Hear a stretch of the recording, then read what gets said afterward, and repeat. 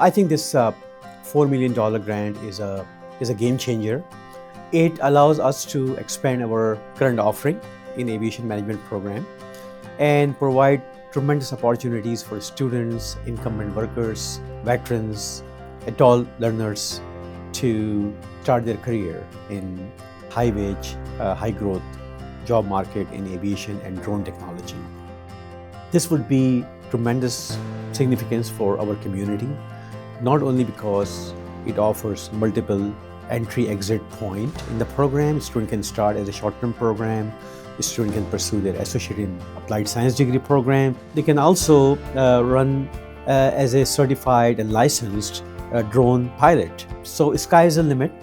I think it is a tremendous success for College of DuPage, and we are looking forward to expand our program offering in aviation and drone technology.